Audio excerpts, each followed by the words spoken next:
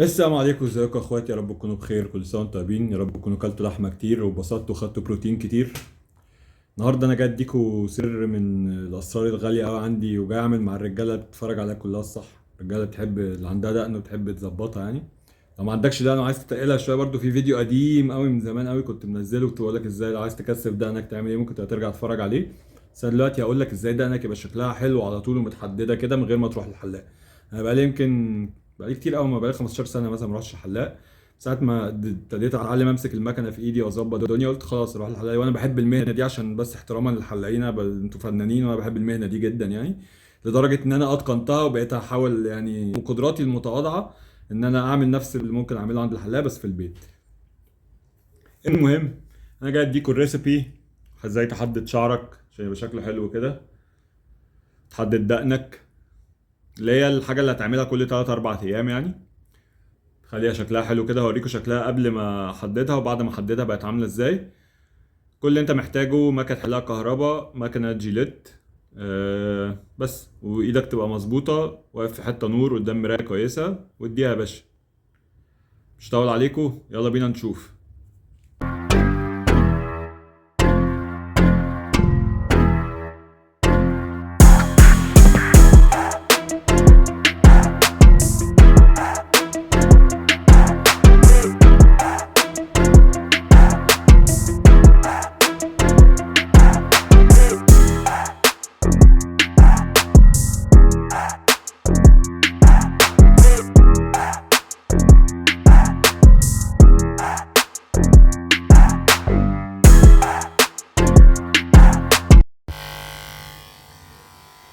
اول حاجه هتشيل شعر الرقبه ده طبعا.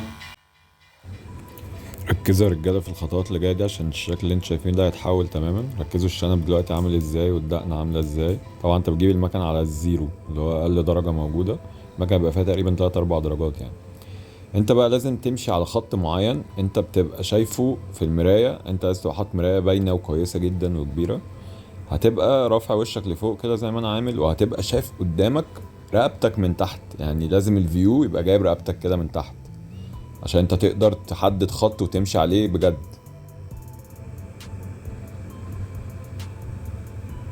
زي ما انتوا شايفين اهو، ده خط كده انت بتبقى رسمه اكنك ماشي عليه بقلم بالظبط. لازم تتاكد مره واتنين وتلاته ان الخط ده مظبوط ومتحدد صح، مفيش حاجه داخله لجوه وحاجه طالعه لبره. طبعا بتقعد تعيد عليه بالمكنه كذا مره. انا ليه مش بحلق رقبتي بالموس؟ عشان معظم الناس هتبقى عارفه ده المكان بتاع الرقبه ده بيلتهب وبيطلع حبوب وكده لما بتحلقه بالموس. فانا دايما بحلقه بالمكنه الكهرباء كده، وبالظبط بعد الحلاقه ب10 دقايق بيرجع الجلد لونه طبيعي، ما بيبقاش احمر ولا اي حاجه انما بالموس بعدها بيومين بيطلع لي حبوب كتير والدنيا بتبقى صعبه قوي. فدايما بشيله بالمكن. دقني بقى نفسها من فوق خدي وكده بحدده بالموس عادي، هتشوفوا دلوقتي بس خليكم معايا.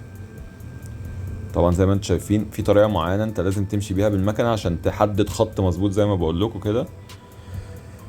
طبعا اتاكد ان انت شلت الشعر اللي تحت ده كويس كذا مره، بنعدي عليه بالمكنه كذا مره بالراحه من غير ما تضغط بايدك جوه جامد عشان ما تعورش نفسك، طبعا عشان ما تطلعش التهابات. جاي منضف المكنه كده، بتاعت الدقن دي. جاي منضف كده جامد لازم.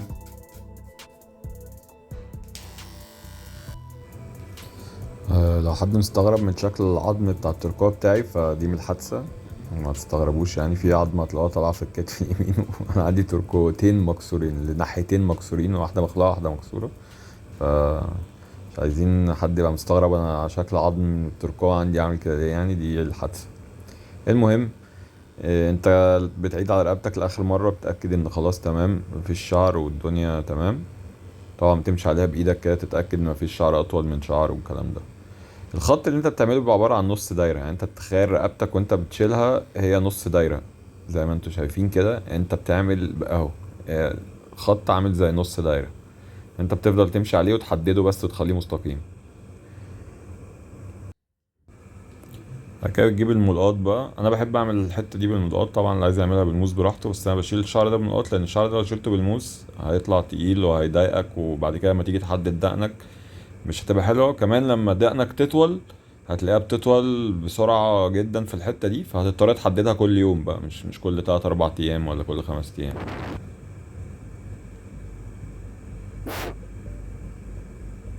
بعد كده بقى الموس يأتي دور الموس هنا بقى، بس بعد ما بشيل الشعر ده بالملقاط عشان زي ما قلت لكم ما يطلعش بكثافة، بشيل الأول بالملقاط اللي هو في الخد والحتت دي. كده بقوم جايب الموس بقى محدد بقى.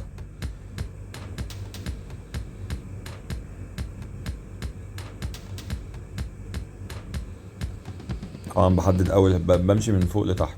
بحدد أول حاجة الحتة اللي هي السوالف بالحتة اللي فوق السوالف، اللي هي يعني ال الجناب بتاعت الشعر. وبعد كده بقوم داخل على السوالف، بعد كده بقوم داخل على الدقن بقى زي ما انتم شايفين. طبعا انت بتشد جلدك كده بايدك التانية عشان الموس يعمل الوظيفة بتاعته صح ويحدد لك صح.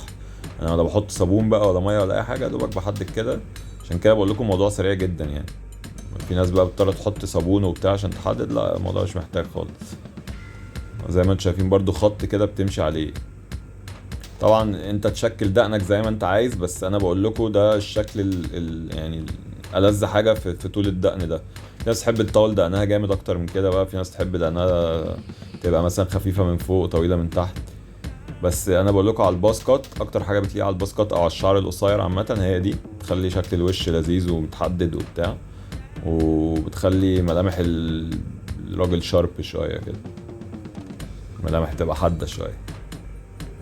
طبعا دي حاجه اتراكتيف يعني.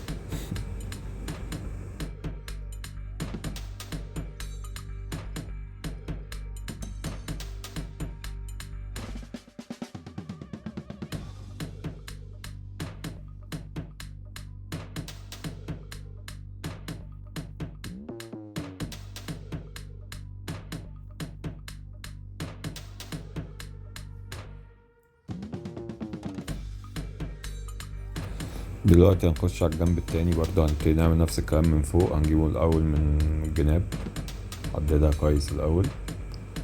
طبعا برضه بتمشي يعني بتشد جلدك وبتعمل خط كده بإيدك. هتخش على السوالف.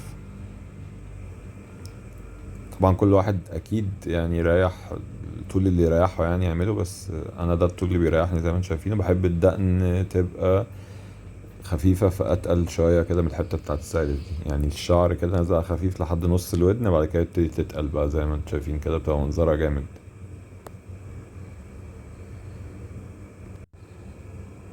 بعد كده نقوم داخلين على الخد تاني، عاملينه برضو بنفس الطريقة. طبعا انت يعني يبان ان انا عيني مقفولة، بس لا انا شايف بالعين التانية. والا ما كنتش عارف احدد زي ما انتوا شايفين، تحديدة طالعة شارب اوي يعني. انا مش شايف، مش عارف احدد. انا بفليكس بس شوية. مش عارف ليه بعمل كده، بس عادي كل راجل فاهم الحالة اللي بتيجي دي ساعات.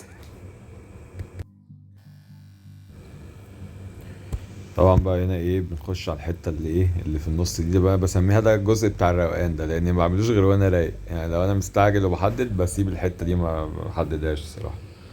بس انا دلوقتي بقى بعمل لكم فيديو فلازم احددها، او لو رايح خروجه بتاع برضه بقوم محددها. حوالين بقى ايه الحته اللي في النص اللي تحت شايفها دي، تقوم محدد كده، تنضف جنبها من ناحيتين. طبعا بتدي رسمه جامده قوي للوش عامه، وبتخلي يعني فاهم شفايفك متحددة وبقك شكله مهندم اكتر، احسن لما بتبقى حواليها شعر كده كتير وخلاص فاهم. بعد كده بتيجي على الجزء بقى المهم جدا اللي الناس بتستهتر بيه، اللي هو الشنب. تحديدة الشنب دي ممكن تغير شكل وشك 180 درجة، والله بجد. انتوا ركزوا حتى كده يعني، شوفوا دلوقتي بعد ما يتحدد وشي هيختلف ازاي، شكل وشي هيختلف ازاي، وقبل ما احدده كان عامل ازاي. يعني برجعوا الفيديو كده حتى وتشوفوا الفرق. تحديدة الشنب من فوق دي عامة دي حاجة قديمة جدا، خلي بالكوا يعني. هتلاقوها حتى الناس كانت بتعملها يمكن في السبعينات وفي الستينات.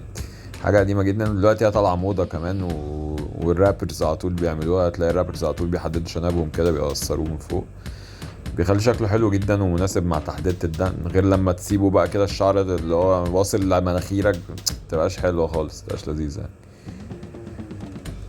طبعا الشنب ده لازم تبقى دقيق معاه جدا، عشان زي ما هو بيغير شكل وشك وممكن يبوظ شكل وشك لو بوظته انت يعني.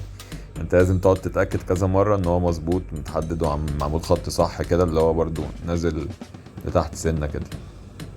بص انا عمال الاقي غلطات اهو، بروح عايد عليها على طول، عشان انا لازم اطلع من التحديده دي خط مستقيم، عشان انا بسيبها 4 5 ايام زي ما بقول لكم عقبال ما برجع احدد تاني، فانا لازم اطلع مظبوط قوي يعني عشان ما بلمسهاش بعد كده.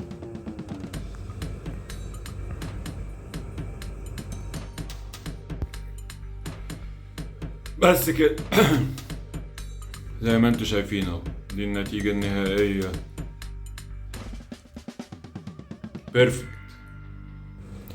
طبعا اكتر حاجه بحب اعملها الباسكت دي، انا بحب بقالي يمكن بتاع 7 8 سنين ثابت على اللوك ده، بحلق شعري كده زيرو على طول، الدقن الجميله، شكلك بيبقى نضيف قوي كده بيبقى راجل، فاهم؟ معرفش، كل واحد حر طبعا. بس كده يا جدعان، ده كان فيديو النهاردة، يا رب تكونوا استفدتوا منه، يا رب يكون الموضوع كان سهل يعني. وانت لو عملت كده مرة، في التانية، في التالتة، رابع مرة دي، انت هتحس ان انت خلاص بقيت بروفيشنال يعني. واعتقد ان انت بعد كده مش هتحتاج تروح عشان تحدد تاني. انا عامة بحلق شعري لان زي ما انتم شايفين على طول شعري قصير كده، ما بطولوش على طول. دقني برضو نفس الدرجة دي، ما بطولهاش اكتر من كده، ساعات اقصرها عن كده شوية، فما محتاجش اروح للحلاق خالص يعني. لو انت برضو بتحب اللوك ده اللي هو الباسكت مع الدقن اللذيذة كده، ما اعتقدش ان انت هتحتاج تروح للحلاق تاني تعمل اي حاجة يعني، تعمل كل حاجة في البيت بس. ولو انت ما بتحبش اللوك ده بقى وبتحب تطول شعرك، ممكن تبقى تروح ان انت تعمل شعرك عند الحلاق، بس دقنك برضو انت تظبطها في البيت، مش هتحتاج يا دوبك هتخففها وبعد كده تحددها يعني. بس كده. اكتبوا لي في الكومنتات لو عايزين حاجة تانية، عشان موضوع دقني ده في 2 بعتوا لي مسج على انستجرام قالوا لي شوفوا يعني، انا 2 مش لازم يكون 50 واحد بعت لي عشان اعمل فيديو، والله 2 بس بعتوا لي قالوا لي دقنك شكلها حلو، بتعمل ايه وبتاع ازاي، رحت قلت والله لا اعمل فيديو عشان لو عايزين اي حاجة تانية، اي حاجة عايزين تتعلموها او اي حاجة عايزين تخص اللوكس يعني، سواء اللبس او الشكل بتاع، قولوا لي والله وانا هعملها لكم يعني. طبعا انتوا عارفين ان انا كده كده ليا علاقة بالموضوع ده من زمان، انا بموديل بروفيشنالي بقالي اكتر من 15 سنة برضو، ففاهم برضو كمان في موضوع اللبس والموديلنج، وانا عملت فيديوهات عن الموديلنج والحاجات دي قبل كده كتير يعني، برضو هتلاقوها موجودة على الشانل. بس متنسوش تعملوا لايك وسبسكرايب وشير، اشوفكم الفيديو الجاي. باي باي.